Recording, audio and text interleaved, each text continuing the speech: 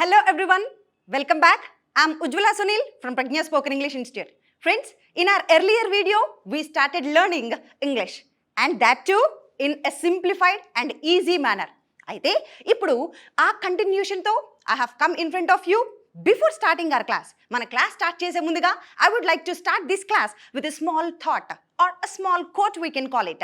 ఇప్పుడు మన థాట్, మన కోట్ ఏంటి అంటే try and fail, but don't fail to try. చాలా సందర్భాల్లో ఒక మనిషి చేసే అతి పెద్ద తప్పు ఏంటి అని అంటే కనీసం ప్రయత్నించకపోవడం. మనలో కూడా చాలామంది అలాంటి వాళ్ళం ఉన్నామేమో, ప్రయత్న లోపంతోనే ఆగిపోతున్నామేమో. For all you people I would like to tell one thing, please do try and fail, but don't fail to try. ప్రయత్నించండి, ప్రయత్నించిన తర్వాత ఓడిపోయినా పర్లేదు, కానీ ప్రయత్నంలో మాత్రం ఓడిపోవద్దంట. ప్రయత్న లోపం లేకుండా మన ప్రయత్నం ఎప్పుడూ చేస్తూనే ఉండాలి, మన పోరాటం ఎప్పుడూ చేస్తూనే ఉండాలి. మనలో చాలామంది ఇంగ్లీష్ విషయంలో అయి ఉండొచ్చు, వాట్ ఎవర్, ఏ విషయంలో అయినా ప్రయత్నంలోనే లోపిస్తున్నామా, ఐఎమ్ టెలింగ్ యూ, ఇంకా అక్కడే ఆగిపోతాం. సో ప్రయత్నించి ఓడిపోతే కనీసం ప్రయత్నించానన్న సెల్ఫ్ సాటిస్ఫాక్షన్ ఉండిపోద్ది. Okay, if you try and fail, congratulations, because most of the people don't even do that. చాలామంది అది కూడా చేయరండి కనీసం. Failing to attempt is the biggest failure for any person life. Any person జీవితంలో అతిపెద్ద failure ఏంటో తెలుసా? అటెంప్ట్ చేయడంలోనే ఫెయిల్ అయిపోతాం మనం, ప్రయత్నించడంలోనే ఆగిపోతాం. సో ప్రయత్నించిన తర్వాత ఓడిపోయిన అట్లీస్ట్ సెల్ఫ్ సాటిస్ఫాక్షన్తో ఉండొచ్చు. So friends, this is our thought for the day. Keep this in the mind. So and keeping this in the mind, let's move ahead. Friends, in our previous video we have seen tongue twister. Okay, మన నాలుగుకి English బాగా అలవాటు పడాలి అని అంటే కొన్ని tongue twisters ప్రతిరోజు practice చేస్తే హెల్ప్ అవుతుంది అని నేర్చుకున్నాం కదా. అయితే ఇప్పుడు నేను మీకోసం తీసుకొచ్చిన tongue twister, this is the one.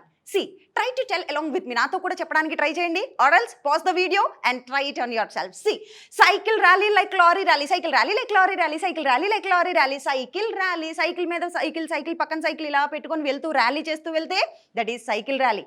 అలాగే లారీ పక్కన లారీ వెంబడి లారీ అలా వెళ్తూ ఉంటే that is lorry rally. Cycle rally like lorry rally, cycle rally like lorry rally, cycle rally like lorry rally, cycle rally like lorry rally, cycle rally like lorry rally.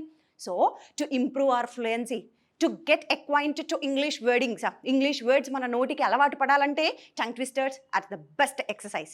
Okay, so do this exercise and with this note I will move head in our video. Okay, మన క్లాస్లో ముందుకు వెళ్ళిపోదాం. ఇంతకు ముందు క్లాస్లో already we learned, మనకి English రావాలి అంటే ఫస్ట్ మనకి తెలియాల్సిందేంటి? వర్బ్స్ తెలియాలి, ఫస్ట్ థింగ్.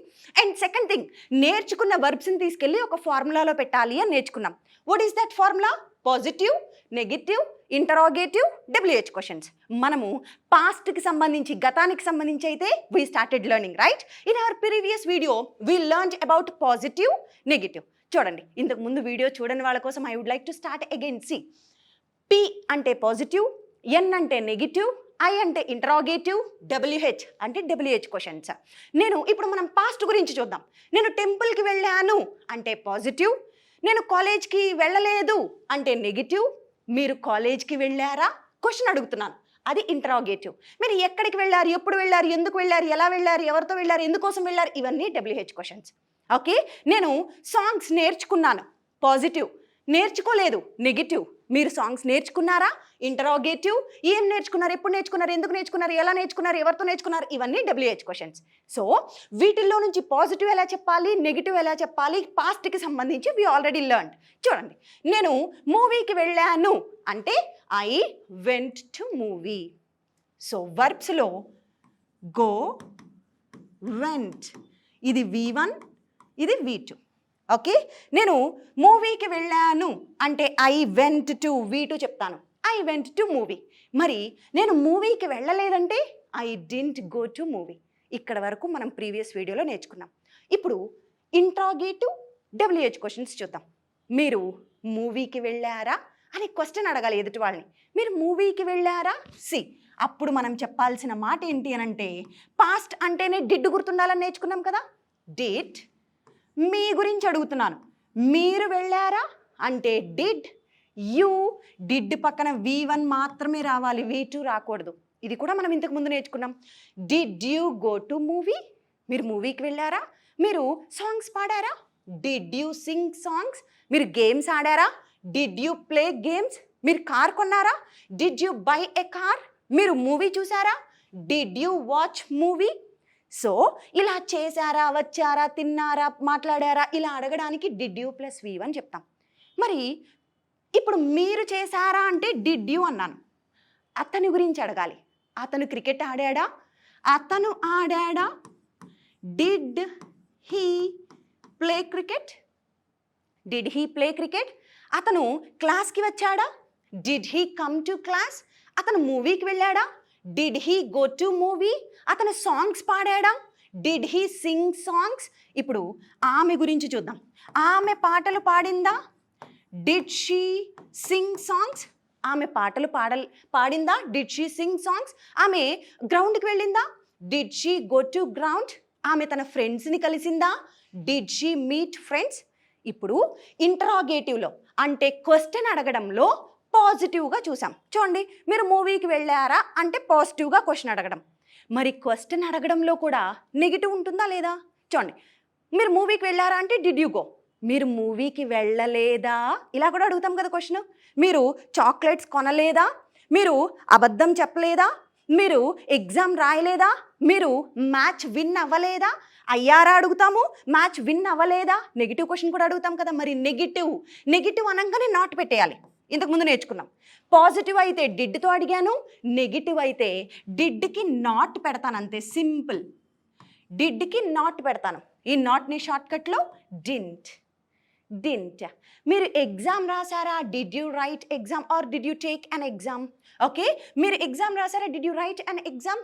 మీరు గేమ్స్లో పార్టిసిపేట్ చేశారా? Did you participate in the games? మీరు గ్రౌండ్కి వెళ్ళారా? Did you go to ground?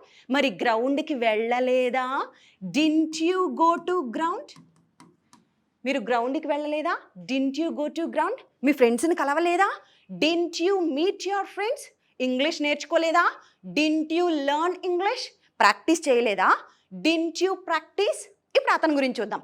అతను ప్రాక్టీస్ చేశాడా అంటే డిడ్ హీ ప్రాక్టీస్ ఇంగ్లీష్ అంటాను. మరి అతను ప్రాక్టీస్ చెయ్యలేదా? Negative question. చెయ్యలేదా? డింట్. అతను కాబట్టి హీ ప్లస్ V1. అతను ప్రాక్టీస్ చేయలేదా? Didn't he practice? అతను ఫంక్షన్కి రాలేదా? Didn't he attend function? అతను నోట్స్ ఇవ్వలేదా నీకు? Didn't he give the notes? మరి ఆమె డాన్స్ చేసిందా? Did she dance? ఆమె డాన్స్ చెయ్యలేదా? చెయ్యలేదా అంటే డింట్. ఆమె డాన్స్ చేయలేదా? Didn't she dance? Didn't she dance? ఆమె ఫ్రెండ్స్తో వాదించలేదా? Didn't she argue? సో మీకు అర్థమైంది కదా. మీరు గేమ్స్ ఆడారా అంటే డిడ్ యూ ప్లే గేమ్స్? మీరు వాదించారా? Did you argue? వాదించలేదా? Didn't you argue? నేను వాదించాను, ఐ ఆర్గ్యూడ్. నేను వాదించలేదు, ఐ డింట్ ఆర్గ్యూ. మీరు గేమ్స్ ఆడారా? Did you play games? మీరు నోట్స్ రాసారా? Did you write notes? Newspaper చదివారా? Did you read the newspaper? Newspaper చదవలేదా? Didn't you read the newspaper? So hope you understood these 3. అంటే మన ఫార్ములాలో నుంచి positive, negative, interrogative 3 అయిపోయాయి. And last and final WH questions చూద్దాం. WH questions అంటే what, where, when, why, how, వీటిని WH questions అంటాం. చూడండి, నిన్న మీరు నాకు షాపింగ్ మాల్లో కనిపించారు. నేను ఇప్పుడు మిమ్మల్ని అడుగుతున్నాను, నిన్న మీరు నాకు షాపింగ్ మాల్లో కనిపించారు, నేను మిమ్మల్ని చూశాను, మీరు ఏం కొన్నారు అని అడగాలి నేను. ఏమి కొన్నారు అక్కడ? ఏమిటి అంటే ఇంగ్లీష్లో మనం చెప్పాల్సిన మాట వాట్. ఇప్పుడు ఈ ఇంట్రాగేటివ్ ముందు వాట్ అనేది పెడతాను, అదే WH క్వశ్చన్. సింపుల్. ఈ ఇంట్రాగేటివ్ ముందు WH వర్డ్ ఒకటి పెట్టాను. So this is WH question. చూడండి, కలిపి చదవండి. మీరు ఏం కొన్నారు మాల్లో? What did you buy? అంతే. What did you buy? నేను క్వశ్చన్ అడిగాను, మరి మీరు ఆన్సర్ చెప్పాలి కదా. ఆన్సర్కి ఏం యూజ్ చేయాలంటే పాజిటివ్, నెగిటివ్ యూజ్ చేయాలి. ఆన్సర్ అంటే ఈ పాజిటివ్, నెగిటివ్ చెప్తాము. క్వశ్చన్ అంటే ఇంట్రాగేటివ్, WH క్వశ్చన్ 2 చెప్తాము. సో ఇప్పుడు ఆన్సర్ మీరు ఏం చెప్పాలి? నేను ఒక డ్రెస్ కొన్నాను అని చెప్పాలి. I bought a dress. Okay, నేను ఒక టాయ్ కొన్నాను. I bought a toy. So ఏమి కొన్నారంటే వాట్ డిడ్ యూ బై. మీరు ఈ డ్రెస్ ఎక్కడ కొన్నారు అనాలి. ఎక్కడ అంటే ఇంగ్లీష్లో వేర్ అని చెప్తాను. Where did you buy this dress? Where did you buy this dress? నిన్న మీరు ఎక్కడికి వెళ్ళారు? Where did you go? ఎప్పుడు వెళ్ళారు మూవీకి? ఎప్పుడు అంటే when. When did you go to movie? Okay, ఎప్పుడు పార్టిసిపేట్ చేశారు గేమ్స్లో? When did you participate in the games? ఎందుకు పార్టిసిపేట్ చేశారు? Why did you participate? ఎందుకని ఏడ్చారు మీరు? Why did you cry? ఎందుకు నవ్వారు? Why did you laugh? ఎందుకు వచ్చారు ఇక్కడికి? Why did you come? So this is why. ఎలా వచ్చారు?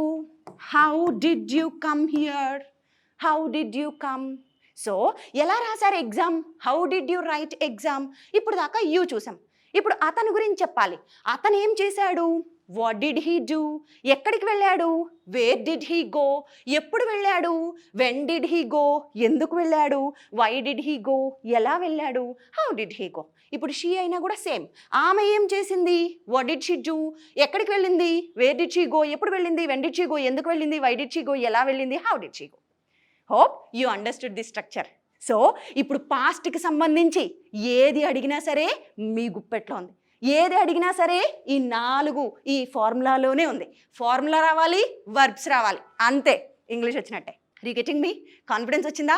ఫార్ములా వచ్చి కొన్ని వర్బ్స్ వస్తే ఆ వర్బ్స్ని తీసుకొచ్చే ఫార్ములాలో అప్లై చేసుకొని డిఫరెంట్ స్ట్రక్చర్స్ నేర్చుకుంటే and we can speak English. So this is very easy. Now you got to know. అర్థమైంది కదా చాలా ఈజీగా ఇంగ్లీష్ నేర్చుకోవచ్చని. ఇప్పుడు మరి పాస్ట్కి సంబంధించి చూసాం కదా. ఈ పాస్ట్ ఈజీగా మాట్లాడచ్చా? పాస్ట్ ఈ ఒక్క స్ట్రక్చర్ వస్తే మాట్లాడచ్చో లేదో, మనం కాన్వర్జేషన్ చేయొచ్చో లేదో ఇప్పుడు మీకు నేను చేసి చూపిస్తాను. You will come to know. ఇది వస్తే ఇంగ్లీష్ వస్తున్న కాన్ఫిడెన్స్ ఇప్పుడు మీలో క్రియేట్ అవ్వాలి. చూద్దామా ఫ్రెండ్స్? ఇప్పుడు దాకా మనం V2 స్ట్రక్చర్ నేర్చుకున్నాం కదా. మరి V2 యూజ్ చేసి అది వస్తే ఇంగ్లీష్ వచ్చేసింది అన్నారు, పాస్ట్కి సంబంధించి ఏదైనా మాట్లాడచ్చు అన్నారు. నిజమా? Yes, I will prove it now. అంటే ఇప్పుడు పాస్ట్ గురించి ఎలాంటి క్వశ్చన్స్ అడిగినా కూడా, అంటే ఎలాంటి కాన్వర్జేషన్ అయినా చేయొచ్చు.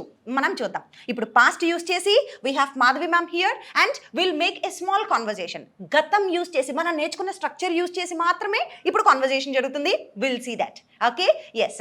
Hi ma'am. Hi, ma'am. Okay, madam, tell me, I called you many times yesterday, but you did not lift my call at all. And what happened? Oh, sorry, ma'am. I went to some gathering of my friends at school, so I didn't attend your call, ma'am. Oh, that's a great news. It's okay, no issues. But why didn't you call me back? Oh, sorry, ma'am. I didn't check my mobile. Okay. I was a bit busy. Acha, you were so busy, right? Yes, yes. And tell me, ma'am, how did you spend at the party? I had a great time with them, ma'am. Okay. We will meet after long time. Okay. So we cherished every moment. Okay, you cherished every moment. Yes, ma'am. So hope you enjoyed a lot in the party. Yes, ma'am. We enjoyed a lot. Okay, but you did not take me to the party. Next time I will take you. Ma'am. Okay, ma'am. Sure. So let's catch up. Okay. Okay, ma'am. Yes, ma'am. Thank Bye. So friends చూసారు కదా, అంటే past use చేసి ఇప్పుడు చిన్న సరదాగా just అలా conversation చేసాం.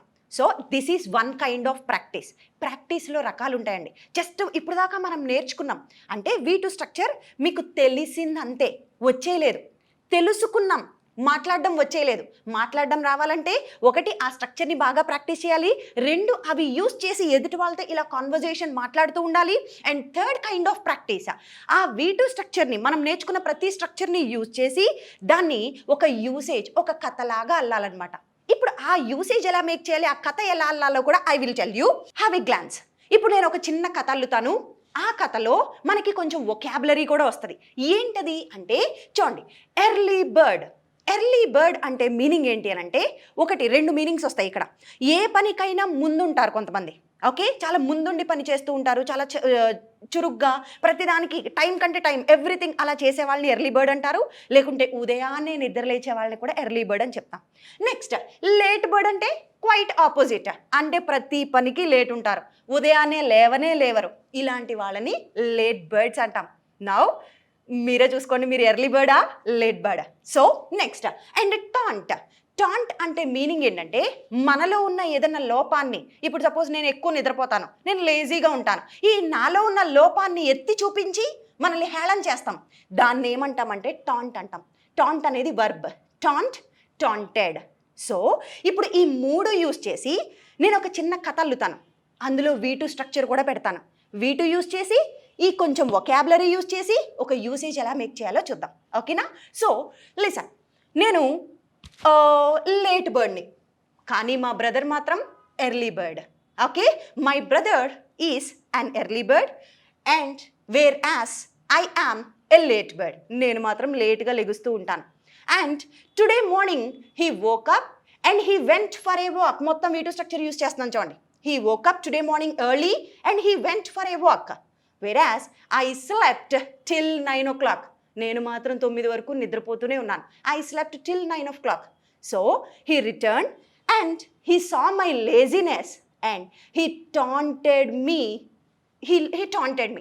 Then I felt very bad and finally I realized my mistake.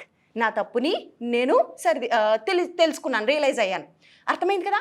అంటే మొత్తం పాస్ట్ యూజ్ చేశాను, ఈ 3 వొకాబులరీ పెట్టాను, ఒక చిన్న కథ అల్లాం కదా. ఇప్పుడు సేమ్ అదే మనకి మాధవి మ్యామ్ చెప్తారు. Let's listen in her words. Ma'am ready? Okay, ma'am. Yes, Ready. ma'am. Yes. My brother is an early bird, Okay. whereas I am a late bird. And he woke up early in the morning today and he went to work. I slept till 9 o'clock. So he taunted me, my laziness. I felt very bad. I realized my mistake. Excellent ma'am, superb. So friends అర్థమైంది కదా. అంటే V2 structure నేర్చుకున్న దాన్ని ఇలా కొంచెం vocabulary వర్బ్స్ని మనం use చేసి ఒక కథ అల్లాలన్నమాట. So if you do like this you will get good English. So friends, hope you got the lesson and keep watching, stay tuned and thank you so much and let's catch up in our next lesson. Thank you.